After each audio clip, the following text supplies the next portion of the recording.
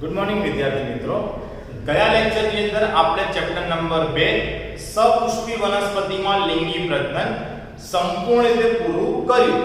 હવે આ ચેપ્ટરને અનુલક્ષીને આપણને એક્ઝામમાં એમસીક્યુ ની અંદર કેટલીક ગણતરીઓના પ્રશ્નો પણ પૂછાઈ શકે, મતલબ કે ગણતરીવાળા એમસીક્યુ જે છે એ પણ આપણને એક્ઝામમાં પૂછાઈ શકે.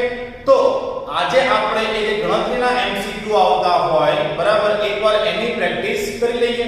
તો જો આપણને ગણતરીમાં અલગ અલગ પ્રકારના પ્રશ્નો પૂછાઈ શકે, જેમ કે આપણે એવું જોયું કે એક પ્રાઇમરી મધર સેલ હોય, પોલેન મધર સેલ પરાગરજના નિર્માણમાં એનું અર્ધીકરણ થાય અને અર્ધીકરણના અંતે આપણને પરાગરજ કેટલી મળતી હતી? 4. ઓકે, આ 4 આપણને મળી ગઈ પરાગરજ એટલે કે લઘુ બીજાણુ. તો એક પોલેન મધર સેલમાંથી પરાગરજ એટલે કે લઘુ બીજાણુ આપણને કેટલા મળ્યા? 4 મળ્યા. તો આના આધારે આપણને એવો પ્રશ્ન પૂછાઈ શકે કે 64 લઘુ બીજાણુ મેળવવા હોય, 64 લઘુ બીજાણુ મેળવવા હોય તો કેટલા પોલેન મધર સેલ એટલે કે પરાગ માતૃ કોષ જોઈએ? તો 4 પરાગરજ મેળવવા માટે આપણને 1 પીએમસી જોઈએ. 4 પરાગરજ માટે આપણને 1 પીએમસી જોઈએ. તો 64 માટે કેટલા પીએમસી જોઈએ? તો આપણને સરળતાથી ખબર પડે કે આનો આન્સર શું આવશે. તો આનો આન્સર આવશે 16 કે આપણને 16 પીએમસી જોઈએ બરાબર. 1 માંથી 4 એટલે 16 માંથી કેટલા બનશે? 64 પરાગરજ એટલે કે 64 લઘુ બીજાણુ આપણને મળી જશે. હવે આ પ્રશ્ન બીજે એમ બી પૂછાય કે માન લો આપણે 64 પરાગરજ બનાવવી હોય, 64 પરાગરજ કે લઘુ બીજાણુ બનાવવા હોય તો અર્ધીકરણ કેટલી વાર કરવું પડે? તો આન્સર એનો એ જ આવશે કે 16 વાર અર્ધીકરણ કરવું પડે. એકવાર અર્ધીકરણ આપણે કરીએ, જો આપણે એકવાર અર્ધીકરણ કરીએ તો 1 માંથી 4 કોષ મળે એટલે 16 વાર અર્ધીકરણ કરીએ એટલે આપણને 64 પરાગરજ મળી જશે. તો આ વાત જે છે એ પરાગરજ માટે, એ પરાગરજ આપણને એક અર્ધીકરણમાંથી 4 મળે. પણ જો આપણને અંડકોષ પૂછાય તો આપણે એવું જોયું હતું કે જે 1 એમએમસી હોય, મેગાસ્પોર મધર સેલ, હવે 1 એમએમસી નું અર્ધીકરણ એને 4 કોષ બને ખરા, પણ 4 માંથી 3 કોષનું વિઘટન થઈ જાય. એટલે તમે આમ જોવા જાવ તો 1 એમએમસી માંથી આપણને મહાબીજાણુ એક જ મળ્યો, એમાંથી અંડકોષ બી કેટલા બનશે? એક જ બનશે. મતલબ અહીંયા એક અર્ધીકરણ નિપજ એક જ થઈ. તો આપણને એમ પૂછાય કે જો 64 મહાબીજાણુ બનાવવા હોય, 64 મહાબીજાણુ, અથવા તો પ્રશ્ન આપણને એવો પૂછાઈ ગયો કે સ્ત્રી કેસરમાં 64 અંડકોષ બનાવવા હોય તો એમએમસી કેટલા જોઈએ?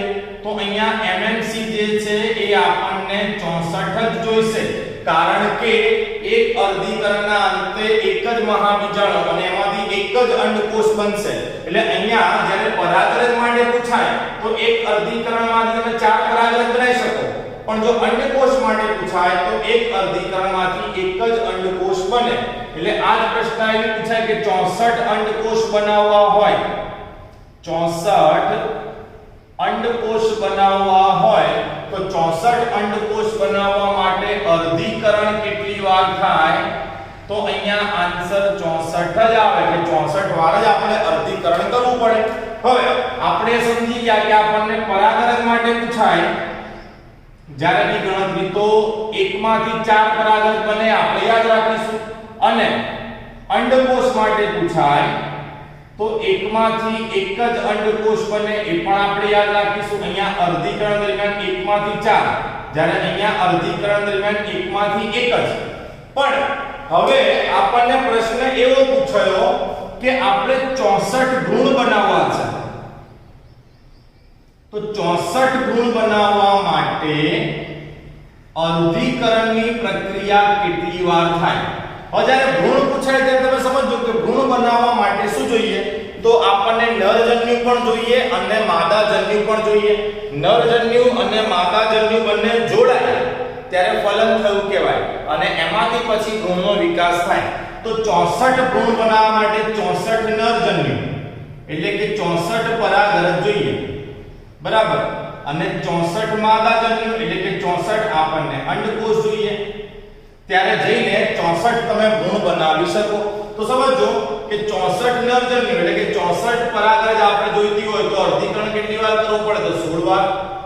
અને 64 અંડકોષ જોઈતા હોય તો અર્ધીકરણ કેટલી વાર કરવું પડે? તો 64 વાર. આ બંનેનો સરવાળો કરો, ટોટલ સરવાળો કેટલો મળશે આપણને? 80. મતલબ જો તમારે 64 ભ્રૂણ બનાવવા હોય તો અર્ધીકરણ કેટલી વાર કરવું પડશે? 80 વાર. મતલબ કે આ જે ગણતરીઓ છે એ ત્રણ રીતે પૂછાઈ શકે. યા તમને પરાગરજનું કેલ્ક્યુલેશન પૂછાય, અથવા તમને અંડકોષનું કેલ્ક્યુલેશન પૂછાય, અથવા ભ્રૂણ પૂછાય. જો ભ્રૂણ પૂછાય તો પરાગરજ અને અંડકોષ બંનેના અર્ધીકરણનો આપણે સરવાળો કરવો પડે. તો આની સાથે આ પહેલી પ્રકારના દાખલા જે છે કે પહેલી પ્રકારના ગણતરીના MCQ પૂરા થયા. હવે આપણે બીજો પ્રકાર જોઈએ. બીજા પ્રકારની અંદર આ ચેપ્ટરમાં જેટલા પણ આપણે નર પ્રજનન અંગ અને માદા પ્રજનન અંગ જોયા એના કોષોને એકવાર સમજીએ. તો એક વસ્તુ ખાસ યાદ રાખવું છે, પુષ્પ હોય, પુષ્પ સામાન્યતઃ 2n પ્રકારનું હોય. 2n એટલે કે દ્વિકીય. હવે દ્વિકીય પુષ્પ હોય તો એના જે નર પ્રજનન અંગ છે એ નર પ્રજનન અંગ એટલે કે પુંકેસરની વાત કરીએ તો નર પ્રજનન અંગની અંદર જે પુંકેસર હોય એ પુંકેસરના કોષો પણ દ્વિકીય હોય. ચલો, ત્યારબાદ પુંકેસરના પરાગાશયની અંદર PMC હોય, પોલેન મધર સેલ. તો પોલેન મધર સેલના કોષો પણ દ્વિકીય હોય. પણ જ્યારે પોલેન મધર સેલમાંથી પરાગરજ બને એટલે કે લઘુ બીજાણુ, ત્યારે તો અર્ધીકરણ થાય છે. એટલે પરાગરજ જે છે એ n પ્રકારની હોય. n એટલે કયા પ્રકારની? તો એકકીય પરાગરજ હોય. હવે નર પ્રજનન અંગ પછી આપણે જોઈએ માદા પ્રજનન અંગ. તો માદા પ્રજનન અંગની અંદર પણ સ્ત્રી કેસરનો સમાવેશ આપણે કરીએ છીએ.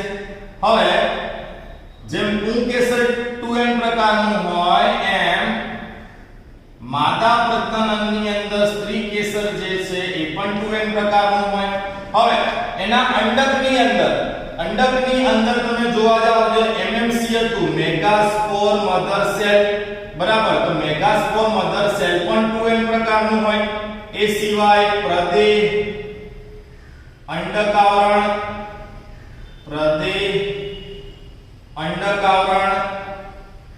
નાભી, અંડનાલ વગેરેના કોષો પણ 2n પ્રકારના જ હોય. પણ MMC નું અર્ધીકરણ થઈને જ્યારે મહાબીજાણુ બન્યું તો એ મહાબીજાણુ અર્ધીકરણથી બનેલું છે. એટલે મહાબીજાણુ કયા પ્રકારનું હોય? તો n એટલે કે એકકીય પ્રકારનું હોય. હવે આ જ મહાબીજાણુમાંથી બન્યું હતું અંડકોષ. અંડકોષ પણ એકકીય હોય. ત્યાર પછી ભ્રૂણકૂટની અંદર સહાયક કોષ હતા, તો સહાયક કોષો પણ એકકીય હોય. ત્યાર પછીના પ્રતિધ્રુવી કોષો, તો પ્રતિધ્રુવી કોષો પણ એકકીય હોય. મધ્યમાં પેલું દ્વિતીય કોષ કેન્દ્ર હતું, તો એ દ્વિતીય કોષ કેન્દ્ર જે છે એ ખાલી દ્વિકીય હોય. આટલી આપણને ખબર છે. હવે નર પ્રજનન માદા પ્રજનન પછી આપણે જોયું કે ફલન થાય. હવે ફલન થાય એટલે કે નરજન્યુ અને માદાજન્યુ બંને જોડાય. તો નરજન્યુ અને માદાજન્યુ જ્યારે જોડાય તો નિપજ તરીકે આપણને યુગ્મનજ મળી હતી. હવે યુગ્મનજ કેવી હોય? તો યુગ્મનજ દ્વિકીય હોય, કારણ કે એમાં પરાગરજ એટલે કે નરજન્યુ અને અંડકોષ એટલે કે માદાજન્યુ બંને જોડાયા એટલે n+n2n. ત્યારબાદ આ યુગ્મનજ જે છે એનો વિકાસ થઈને શું બને છે? તો ભ્રૂણનું નિર્માણ થાય. યુગ્મનજમાંથી ભ્રૂણ બને. હવે યુગ્મનજ દ્વિકીય હોય તો ભ્રૂણ પણ કેવું હોય? તો ભ્રૂણ બી દ્વિકીય હોય. હવે સમજો, ત્યારબાદ ફલનના અંતે મધ્યમાં PEC બને. તો PEC દ્વિતીય કોષ કેન્દ્ર અને નરજન્યુના જોડાણથી બન્યું હતું, પ્રાઇમરી એન્ડોસ્પર્મિક સેલ. તો આ કેવા પ્રકારનો હતો? તો આ હતો 3n અને એનો વિકાસ થઈને શું બન્યું હતું? ભ્રૂણકોષ. તો ભ્રૂણકોષ બી કેવા પ્રકારનું હશે? 3n એટલે કે ત્રિકીય, બરાબર. જો તમને આમાં આ ખબર પડી જાય મતલબ કયા કોષો એકકીય છે, કયા કોષો દ્વિકીય અને કયા કોષો ત્રિકીય, તો બીજા પ્રકારની જે ગણતરીના એમસીક્યુ છે એ સરળતાથી આવડે. જેમ કે આપણને એવું પૂછાય કે પુષ્પની અંદર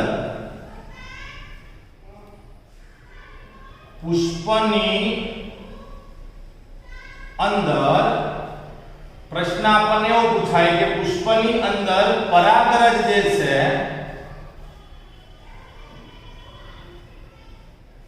એ 2n પ્રકારની છે. આવો પ્રશ્ન છે કે પરાગરજ જે છે એ 2n પ્રકારની છે અને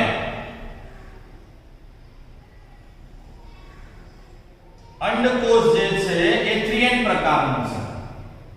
તો તેમનામાં ભ્રૂણ કેવા પ્રકારનું હશે?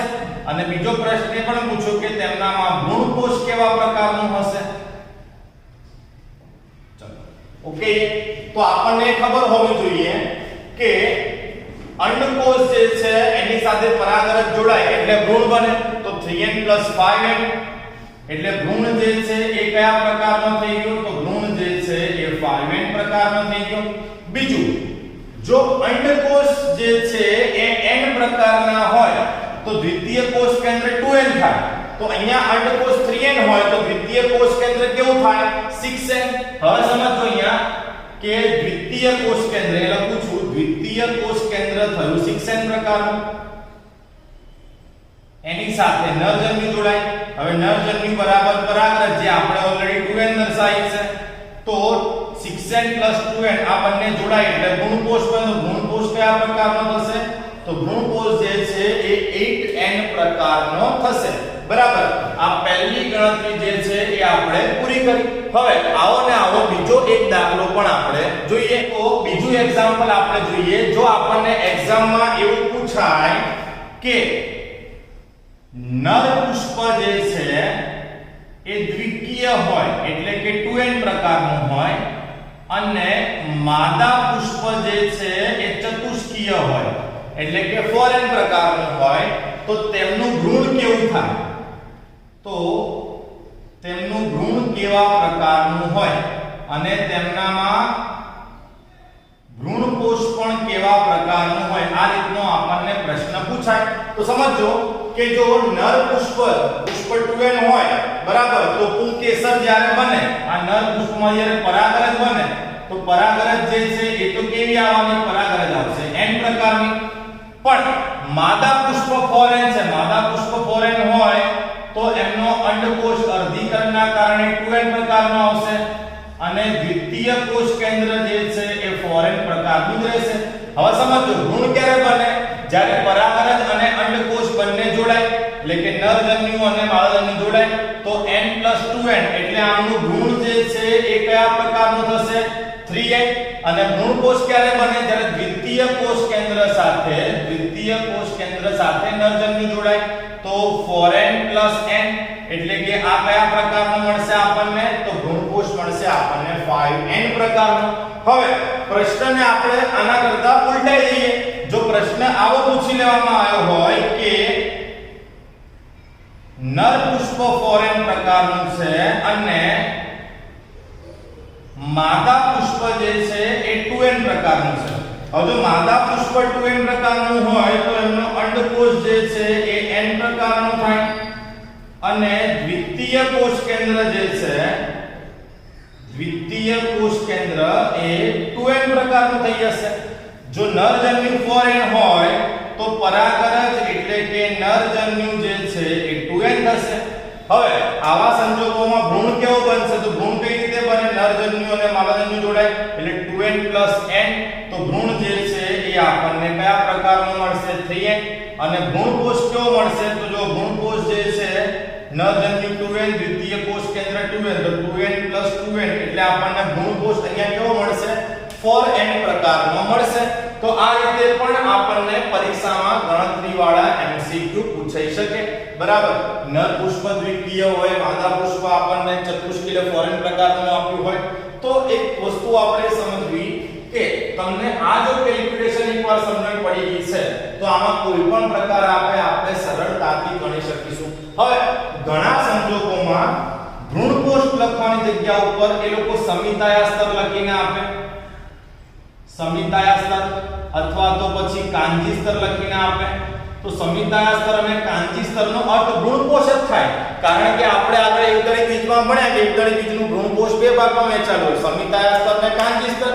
મતલબ આ બંને સ્તર છેવટે ભ્રૂણ કોષનો જ ભાગ છે, બરાબર. એટલે ભ્રૂણ કોષની જગ્યા ઉપર સમિતાયા સ્તર પૂછે તો બી આપણે ગણતરી તો ભ્રૂણ કોષની જ કરવાની રહેશે. તો આના પછી હજી એક પ્રકારે આપણને એમસીક્યુ પૂછાઈ શકે, એ પણ આપણે જોઈ લઈએ. તો જોઈએ, આપણને એક્ઝામમાં ત્રીજો પ્રકાર એ રીતે પૂછાઈ શકે કે એક્ઝામમાં આપણને પ્રશ્ન આપેલો હોય, જેમ કે સહાયક કોષો જે છે, સહાયક કોષોની અંદર જો 8 રંગસૂત્ર રહેલા હોય, સહાયક કોષોમાં 8 રંગસૂત્ર હોય તો તેમના સમિતાયા સ્તરની અંદર કેટલા રંગસૂત્ર હોય અને ભ્રૂણની અંદર કેટલા રંગસૂત્ર હોય. જો આવો પ્રશ્ન પૂછાય તો આપણને ખબર પડવી જોઈએ કે સહાયક કોષો એટલે કયા પ્રકારના હોય, તો n, બરાબર. હવે આપણને ખબર છે કે સહાયક કોષ n પ્રકારના છે, એટલે કે એકકીય છે, જેમાં રંગસૂત્ર 8 છે. જ્યારે આપણને એ પણ ખબર કે ભ્રૂણ જે છે, ભ્રૂણ કયા પ્રકારનું હોય, 2n, તો ભ્રૂણમાં રંગસૂત્ર લગાવી લઈએ 8 ગુણ્યા 16. અને સમિતાયા સ્તર એટલે કે ભ્રૂણ કોષ, જો આપણને એમ પૂછાય કે ભ્રૂણ કોષની અંદર કેટલા હોય તો 8 ગુણ્યા 3 કરો, કારણ કે ભ્રૂણ કોષ આપણે જાણીએ કે 3n ત્રિકીય પ્રકારનો હોય.